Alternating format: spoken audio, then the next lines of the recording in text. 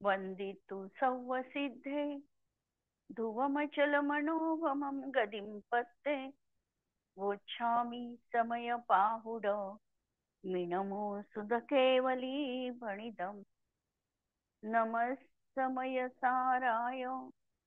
स्वानुभूत्या चकासते चिस्वभावाय भावाय सर्वभावांतरच्छिदे। अंतिम शासन नायक 1008 भगवान महावीर स्वामी की जय। द्वादशांग श्रुतदेवी की जय। स्वाध्याय कक्ष संपेपर्यंत आपणा सर्वांना चतुर्विध आहाराचा त्याग असणार आहे। समयसार ग्रंथ आपण बघतो आहे आणि सर्व विशुद्ध ज्ञानाधिकार आमचा सुरू आहे। कालपर्यंत आपण प्रतिक्रमण, प्रत्याख्यान आणि आलोचना या सर्वांचं वर्णन 49 भंगांच्या माध्यमातून बघितलं। लक्षात ठेवण्याची पद्धत म्हणजे मन वचन काय आणि कृतकारित अनुमोदना याचे त्रिसंयोगी, द्विसंयोगी आणि एक संयोगी असे 7 भंग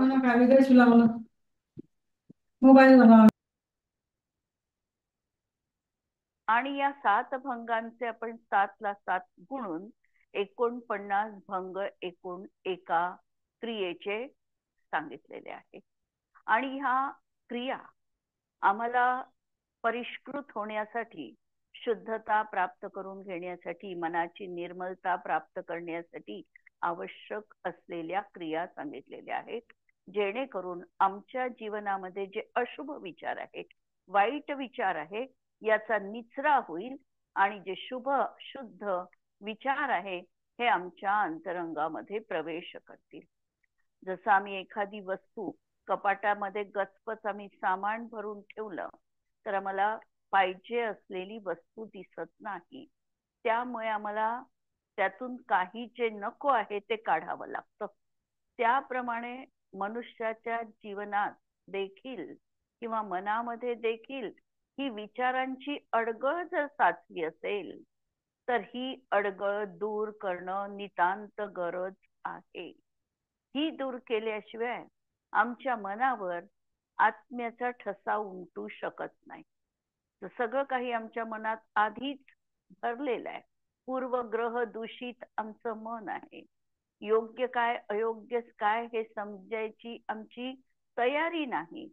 अशा वेळेला आम्हाला नवीन काहीतरी, उत्कृष्ट काहीतरी आम्ही स्वीकारू शकत नाही आणि याचा स्वीकार करण्यासाठी आमच्या मनाला निर्मल करणं अत्यंत गरजेचं आहे।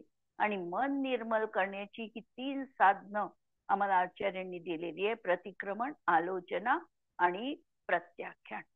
या माध्यमातून आम्ही जे काही जीवनामध्ये दुष्कृत्य करतो आहे, केलेले आहे आणि भविष्य काळात होतील याची आम्ही त्या ठिकाणी निचरा करतोय, काढून टाकण्याचा प्रयत्न करत आहे आणि मन परिष्कृत करत आहोत।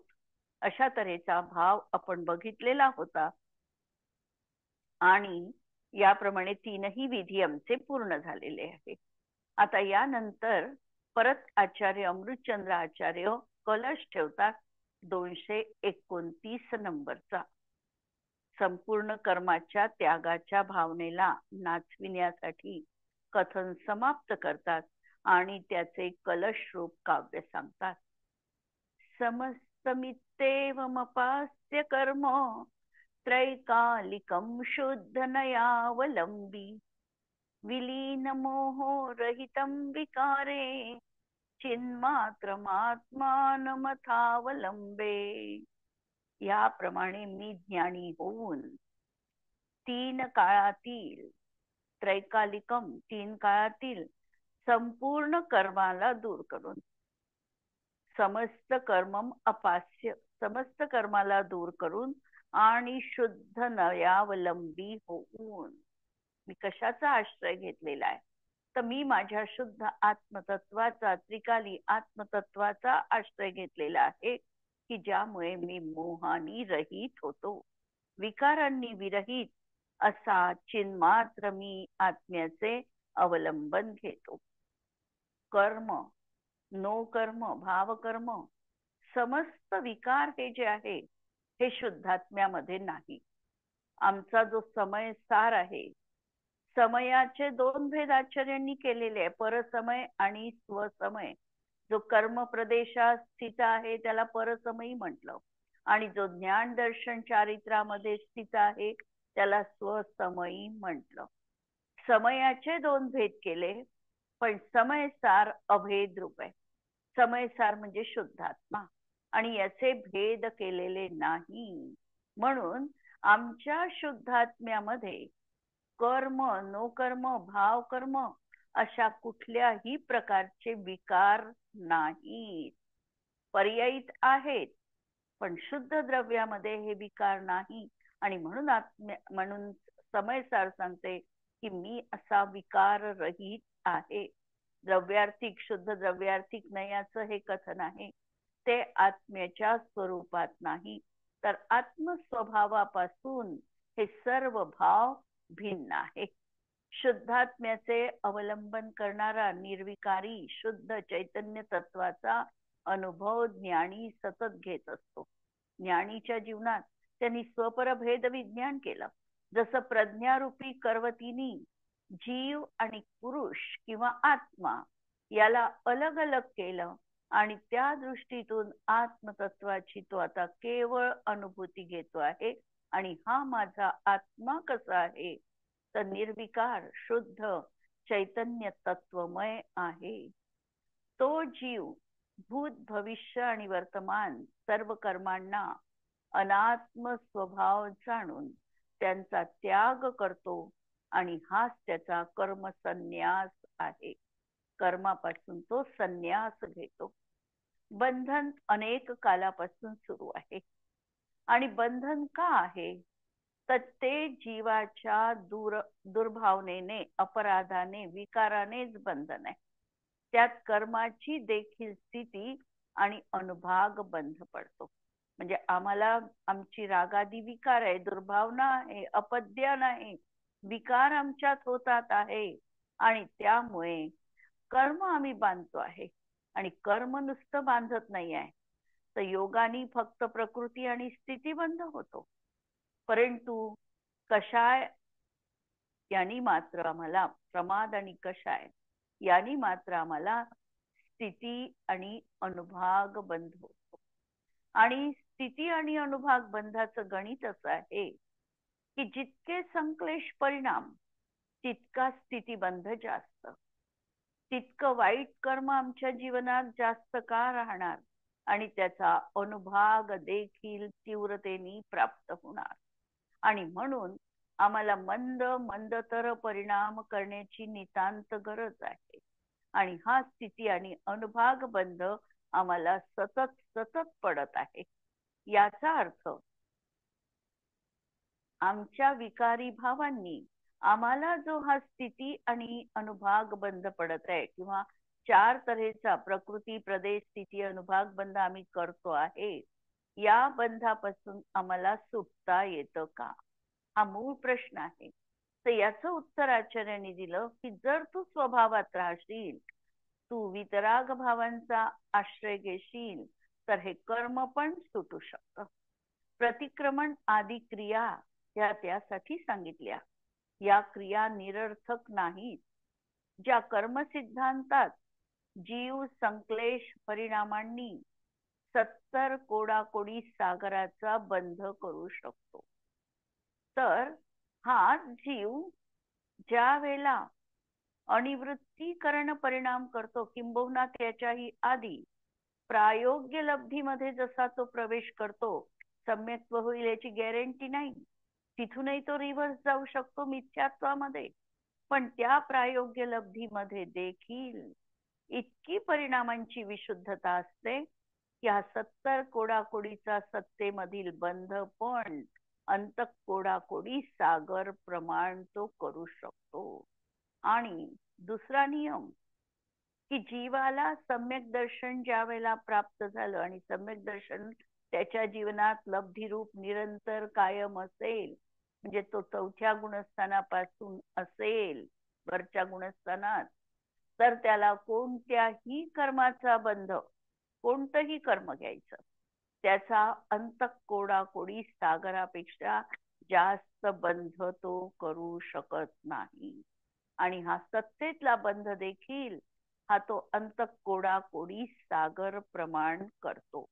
म्हणजेच आमची जर भावना बलवती असेल, प्रबल असेल, तर कर्मबंधन देखील तिथे हतबल ठरतं. पण आमची भावना तितकी उत्कट पाहिजे, शुद्ध पाहिजे, वितराग सन्मुख दशा आमची असावी लागते. व्यवहार चारित्रात जे प्रतिज्ञेमध्ये दोष लागतात त्याचे प्रतिक्रमण, आलोचना आणि प्रत्याख्यान करून दोष दूर केले जातात. पण या संपूर्ण याच्यामध्ये प्रकरणामध्ये निश्चय चारित्राच्या प्रधानतेने कथन आहे. आणि म्हणून शुद्धोपयोगापासून हटून जे जे कर्म त्याच्या जीवनात घडेल ते सगळं आत्म्यासाठी दोष रूपच आहे. म्हणजे या ठिकाणी नैष्कर्म्य अवस्था म्हणजे निश्चय चारित्र हे अभिप्रेत आहे. आणि हे निश्चय चारित्र संपून जेव्हा तो प्रतिक्रमणाचा म्हणजे शाब्दिक प्रतिक्रमण करेल, मला प्रतिक्रमण करायचंय, आलोचना करायची आहे, हाही भाव त्याच्या जीवनात असेल तरीही ते त्यासाठी दोषच म्हटल्या जातात, कारण वरच्या क्रियेतून तो खाली आलेला आहे. आणि ज्ञानी तर समस्त चेतनारूप परिणामांनी कर्मचेतनारूप परिणामांचा त्याग करतो. सर्व कर्मांचे प्रतिक्रमण, आलोचना, प्रत्याख्यान करून सर्व कर्मचेतनेपासून भिन्न होऊन स्वतःच्या शुद्धोपयोग रूप आत्म्याचे ज्ञान, श्रद्धान आणि स्थिरता रूप चारित्र प्राप्त करून तो निष्प्रमादी बनतो, निष्कषायी बनतो आणि श्रेणी आरोहण करून केवल ज्ञानाची प्राप्ती करतो. अशा चैतन्य रूप तत्व, असा हा जो निष्कर्म रूप शक्ती स्वभाव आत्म्याचा हा शक्ती स्वभाव आहे. अशा तऱ्हेने आत्मसन्मुख होऊन जे स्वसंवेदन ज्ञान त्याला होईल ते त्याचं ज्ञान सम्यक ज्ञान आहे. आणि हे म्हणजेच मी आहे अशी जी त्याला प्रतीती आली ही म्हणजे सम्यक दर्शन आहे. आणि त्याचा आश्रय करून जी निष्कर्म वितराग दशा आहे ते निश्चय चारित्र आहे. अशा प्रकारे ज्ञानी हा सर्व कर्माचा त्याग जीवनात करतो. म्हणजे या कलशामध्ये 3 गोष्टी प्रामुख्याने सांगितल्या की मी 3ही काळातील समस्त शुभाशुभ कर्मांना सोडतो, अर्थात मी स्वयं त्यापासून भिन्न आहे.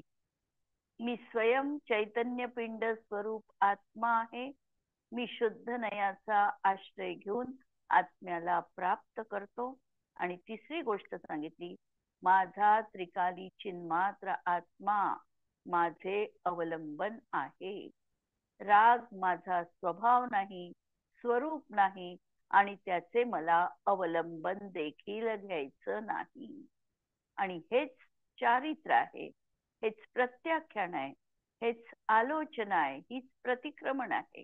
आणि म्हणून जे निष्कर्म स्थिती सांगितली त्याचं अवलंबन घेण्याची प्रेरणा या ठिकाणी दिली की चिन्मात्र आत्मानम अथ अवलंबे. अशा तऱ्हेने मी आत्मतत्वाचा अवलंबन घेतो. आता यानंतर संपूर्ण कर्मफलाच्या त्यागाची भावना नाचवितात. म्हणजे संपूर्ण कर्माच्या फलाचा मी क्रिया करत नाही, माझी निष्कर्म अवस्था आहे आणि मला जे त्या कर्माचं मागच्या कर्माचं जे फल प्राप्त होत आहे या कर्मफलाचा देखील मी त्याग केलेला आहे. या कथनाचे समुच्चय रूप काव्य सांगतात. विगलंतु कर्म विशतरू फलानी मम भुक्ती मंतरेणैव संचेतये हम चलम चैतन्यात्मानमात्मानं कर्मरूपी विषवृक्षाची ही फळं कर्म विषतरू आणि त्यांनी फलानी मम भुक्तिम अंतरेण एव त्याच्या फलाला मी न भोगताच त्या कर्माचा मला नाश हो किंवा मला नाश करायचा आहे. कारण मी आपल्या चैतन्य तत्वरूप आत्म्यामध्ये केवळ ज्ञाता द्रष्टा होऊन राहतो. जर मी आत्मतत्वाशी संलग्न आहे, मी माझ्या स्वभावाला सोडलेलं नाही, मी जर माझंच चैतन्याचंच अवलंबन करतो आहे, अनुसरण करतो आहे, त्याचाच अनुभव घेतो आहे, तर मग हे कर्मफल माझ्या जीवनात उदयात येतील. पर्यायी तसं होईल, परंतु मी त्याच्याशी तद्रूप न होता ते निर्जरित होतील. म्हणजे कर्माला मी भोगणार नाही. अशा तऱ्हेचा हा कलश या ठिकाणी सांगितलेला आहे. कर्मशास्त्र हे सांगतं की जे तू कर्म केलेलं आहे ते तुला भोगणं क्रमप्राप्त आहे. जे जसं केलं आहे तसंच तू भोगशील असा मात्र नियम नाही आहे. तू तीव्र कषायांमध्ये कर्म बांधलं असेल, मंद उदय सुरू असेल, तर त्या कर्माचं फल देखील मंदतेने तुला प्राप्त होऊ शकतं. जर तू मंद कषायात कर्म बांधलं असेल आणि आत्ता तीव्र भाव तुझे आहे, तर त्या कर्माला कदाचित तू जास्त तीव्रतेने अनुभवशील. जीवनामध्ये कर्म केलेलं आहे ते कर्म तू भोगणार आहे. पण या ठिकाणी सांगतात आहे की जे तू कर्म केलेलं आहे ते न भोगताच फक्त तू ज्ञाता द्रष्टा राहतो आणि कर्म उदयात येऊन निर्जरित होऊन निघून जातो. कर्मफल तू भोगत नाही. शक्य वाटत नाही आम्हाला गोष्ट, परंतु समयसारच्या दृष्टिकोनातून जेव्हा आम्ही बघतो तर समयसारच्या दृष्टिकोनातून हे त्या ठिकाणी सहज शक्य आहे. याचं कारण असं की तो जी काही पर्यायीमध्ये त्याला स्वारस्य नाही. पर्यायीमध्ये काय तो होतो आहे पूर्वबद्ध कर्माच्या उदयात, त्याला तो महत्व देत नाही, त्याच्याशी तो अनुरक्त होत नाही, त्याच्याशी तो एकी भाव रूपाने परिणत होत नाही. त्यामुळे कर्माचा उदय येईल आणि कर्माच्या उदयामध्ये तो किंचितही हर्ष विषाद करणार नाही आणि त्यामुळे ते कर्माचा उदयात आला तरी न भोगल्यासारखा होऊन निघून जाणार आहे.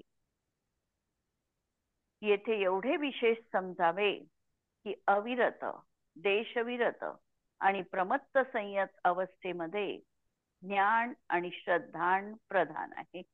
आणि जेव्हा हा अप्रमत्त होऊन श्रेणी आरोहण करतो तेव्हा हा अनुभव साक्षात होतो. चौथ्या गुणस्थानापासून जीव ज्ञानी आहे. श्रद्धा तर त्याची तशीच आहे, परंतु चौथ्या, पाचव्या आणि सहाव्या या 3 गुणस्थानामध्ये कर्माचं जे फल आहे त्यामध्ये तो कथनचित पूर्णांशणी भोगणार नाही असं होत नाही.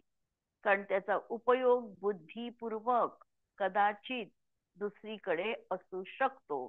तो बुद्धिपूर्वक आत्मतत्वाशी संलग्न नाही आणि म्हणून ते कर्म देखील त्याला कथनचित भोगावे लागतात. श्रद्धा अपेक्षेने आणि ज्ञान अपेक्षेने ते कथन लावायचं आहे, पण पुढे श्रेणी आरोहण केल्यानंतर मात्र तो आत्म्यामध्ये तल्लीन आहे, एकाकार आहे आणि कर्माचा उदय येतो आहे. पण उदय आल्यानंतर देखील जणू ते फल न दिल्यागत अशा प्रकारे येऊन निघून चाललेला आहे. आम्हाला उपसर्ग मुनींची उदाहरणं ज्ञात आहे की सुकुमार स्वामींना त्या ठिकाणी कोल्हीन 3 दिवस पर्यंत त्यांचे पाय खात होती आणि हे आत्मस्वरूपामध्ये निमग्न होते. अंतरंगामध्ये विचार सुरू होता की शरीर माझ्यापासून पृथक आहे, मीच केलेला अपराध मला आता भोगणं भाग आहे. मला माझ्या त्रिकाली आत्मतत्वाचं अवलंबन घ्यायचं. पर्यायी मध्ये जे काही होत आहे त्याचा मी करता पण नाही आणि त्याचा मी भोगता पण नाही. हे संचेतन अंतरंगामध्ये सुरू आहे. आम्हाला दिसत आहे की ते कर्माचं फळ भोगत आहे आणि त्यांच्या जीवनामध्ये ते आत्मरसाचे रसिक केवळ आत्म्याचा, केवळ अमृतमयी अशा तत्वाचा अवलंब घेतात आहे आणि त्याचा रस ते त्या ठिकाणी भोगत आहे. ज्ञानीची स्थिती ज्ञानीच त्या ठिकाणी जाणू शकतो.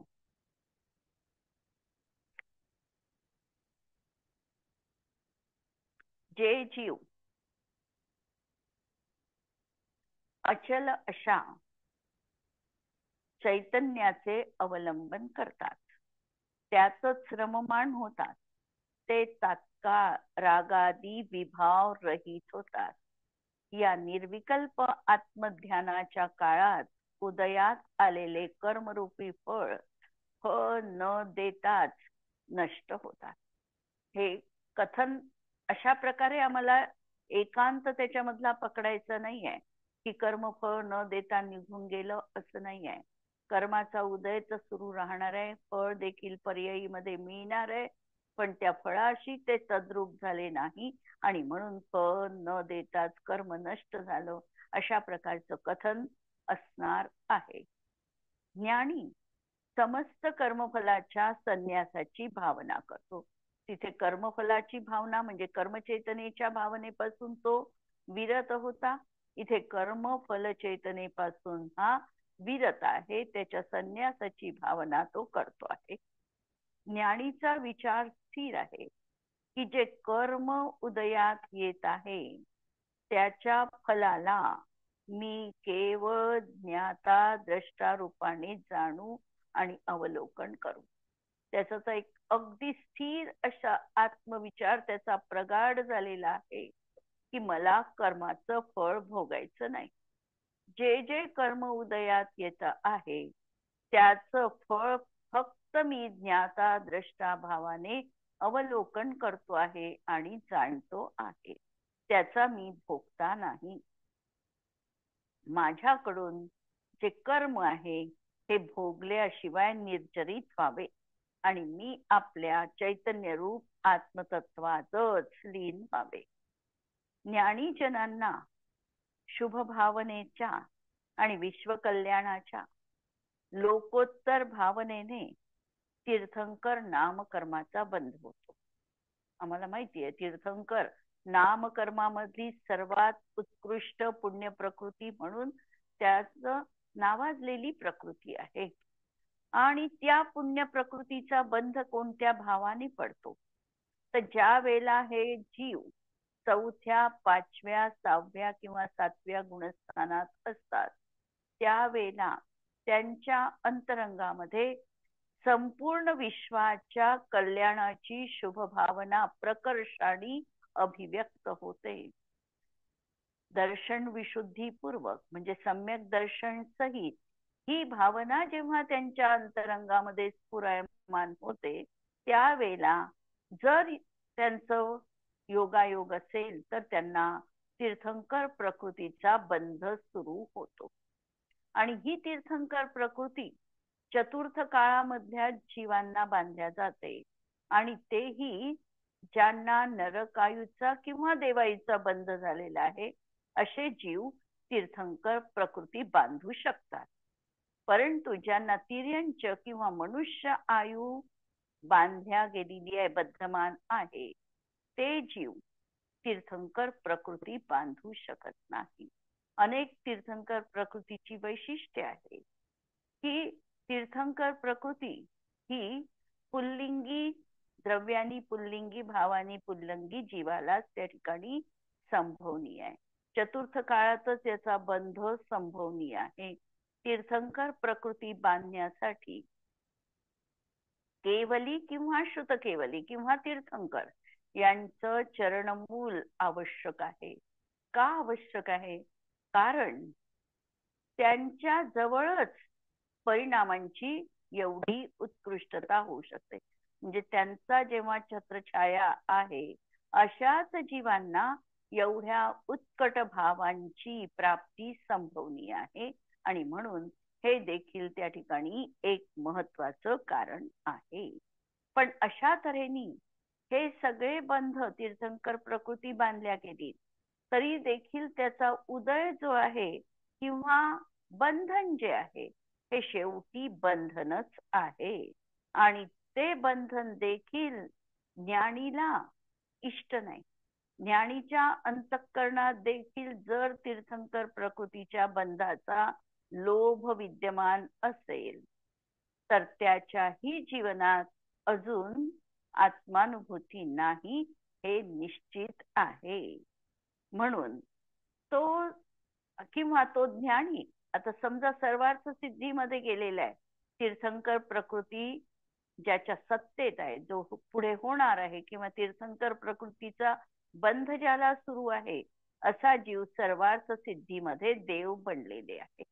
आता तो तिथून आल्यानंतर मनुष्य बनून तीर्थंकर नक्कीच होणार आहे. पण तोही शेवटी अंतःकरणात अभिप्रायामध्ये त्या बंधाला विषप्रमाण मानतो आहे. वस्तुस्थिती लक्षात घ्या की तीर्थंकर प्रकृती आहे म्हणून तीर्थंकर प्रकृती खूप चांगली आहे अशी सम्यक दृष्टीची श्रद्धा असत नाही. तो त्यालाही विषवृक्षाप्रमाणेच मानतो आहे. त्यांना अशा प्रकारच्या बंधनाचा लोभ नाही. साता वेदनीयाच्या उदयात पुण्य फल सामग्री प्राप्त होते पण त्यातही त्यांचा रतिभाव नाही. त्याला देखील ते दुःखरूपच मानत आहे. अतींद्रिय आनंदाच्या तुलनेत या भोगांची त्याच्या जीवनात काहीही महती नाही. अतींद्रिय आनंदापुढे हे इंद्रियजन्य सुख हे कसपटा समान तो मानतो आहे. म्हणून प्रथमतः आतापर्यंत कर्मचेतनेच्या त्यागाची भावना केली, आता कर्म फल चेतनेच्या त्यागाची भावना करत आहे. चौथ्या पाचव्या गुणस्थानात रागाची एकता नष्ट झाली पण अस्थिरता जनित विकार आहे. कारण एवढ्या प्रकर्षाने त्या आत्मस्वभावात स्थिर राहू शकत नाही आणि म्हणून ही अस्थिरता जनित विकार आहे. पाचव्या देश चारित्र स्वीकारलेला आहे, आनंदात वृद्धी झाली. सहाव्या गुणस्थानात अनंतानुबंधी आदी 12 कषयांचा अभाव झाल्याने आत्मिक सामर्थ्य वृद्धीला पावलेलं आहे. अतींद्रिय आनंद देखील वृद्धिंगत झालेला आहे. पण प्रमत्त दशा आहे आणि अप्रमत्त दशा आणि श्रेणी आरोहण यामध्ये साक्षात आता तो अनुभव घेतो आहे निष्कर्म आणि निष्फल भावनेचा. अनादी कालापासून अज्ञानीच्या जीवनात मोहाचेच नर्तन होते. कर्मचेतना आणि कर्मफल चेतनाच होती. आता ज्ञानी झाल्यानंतर मात्र त्याचं जीवनच रूपांतरित झालेलं आहे. जीवनात क्रांती घटित झालेली आहे. त्याला आता सर्वत्र ज्ञान चेतना एकच चेतना त्याच्या जीवनामध्ये त्याला दिसते आहे. कर्मचेतनेत मन वचन काय आणि कृतकारित अनुमोदनेने 3 काळातील शुभाशुभ कर्तृत्वाच्या त्यागाची भावना व्यक्त केली होती. 49 भंगांनी ही गोष्ट स्पष्ट झालेली आहे. तर कर्मफल चेतनेपासून संन्यास घेताना मूळ कर्म 8 प्रकारचं आणि त्याच्या उत्तर प्रकृती 148 प्रकारच्या, 8 मूल प्रकृती आणि 148 उत्तर प्रकृती.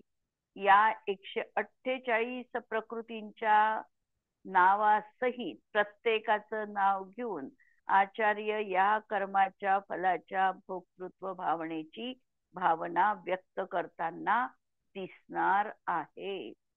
ते म्हणणार आहे की मी मती ज्ञानावरण कर्माच्या फळाला भोगत नाही, कारण मी केवळ चैतन्य स्वरूप आत्म्याचे संवेदन करतो. या दृष्टीने 148 प्रकृतीची आमची पूर्ण रिव्हिजन होणार आहे. आणि ज्ञानीचा विचार असा असणार आहे की मती ज्ञानावरण कर्म आता जसं आम्ही बघितलं की याला मी भोगत नाही, तर मती ज्ञानावरण कर्माच्या उदयात ज्ञानामध्ये हीनता आहे. म्हणजे जेवढा मती ज्ञानावरण कर्माचा उदय असेल तेवढं आमच्या ज्ञानावर आवरण आहे, तेवढं औदयिक ज्ञान आमच्या जीवनात अव्याहतपणे 12व्या गुणस्थानापर्यंत विद्यमान आहे. परंतु हा जो ज्ञानी आहे हा त्याला बघत नाही. याचं लक्ष त्रिकाली आत्मतत्वावर निगडीत आहे, केंद्रित झालेला आहे. आणि तो एकाग्रतेने केवळ न्यायक स्वभावी आत्म्याचंच वेदन करतो आहे. शरीर, वाणी, पुत्र, मित्र आदींना आत्मा भोगतो ही तर गोष्ट त्याच्या जीवनात नाहीच. पराचं भोक्तृत्व तो मानतच नाही, कारण असद्भुत व्यवहार आहे. पण इथे आता सांगत आहे की कर्माचं फल तिकडेही तो न बघता, म्हणजे सुख दुःख अशुद्ध निश्चय नयाचा विषय, पण त्यालाही तो न बघता तो आपला उपयोग मी चैतन्याचाच भोग घेऊ शकतो, अशा तऱ्हेचं त्याचं विचार असणार आहे. कर्मामुळे विकार आहे तर हे निमित्त नैमित्तिक संबंधाने कथन आहे. वास्तविकतः तर विकार जीवाच्या त्या समयातील त्याच्या योग्यतेने आहे. ज्ञानीला विचार असतो की मी निर्विकार पूर्ण न्यायक रूप आत्मा आहे. त्याचं निरंतर लक्ष अखंड आत्मतत्वावर केंद्रित झालेलं आहे आणि मला त्याचंच संचेतन करायचं आहे. वर्तमानात अपूर्णता जी आहे त्या अपूर्णतेला त्यांनी पूर्णपणे गौण केलेला आहे आणि वारंवार आपल्या स्वरूपाला स्पर्श करण्याचा त्याचा उद्यम सुरू आहे. अशा तऱ्हेने या आत्म्याचं अवलंबन ज्ञानी जीव घेतो आहे. आणि आमच्या जीवनामध्ये देखील अशा तऱ्हेने कर्माच्या फलामध्ये अनुरक्त न होता आम्हाला देखील आमच्या त्रिकाली आत्मतत्वाचं सामर्थ्य लक्षात घेऊन तिथे आम्हाला अनुभव करता येतो का, हा प्रयत्न आम्हाला करायचा आहे. आपण इथे थांबूया. जिनवाणी के ज्ञान ते सूझे लोकालोक, सो जिनवाणी मस्तक नमो सदा देत हो. नमो अरिहंताणम नमो सिद्धाणम नमो आयर्याणम नमो वज्रायाणम नमो लोळे सवसागुणम. सर्वांना जय जिनेंद्र.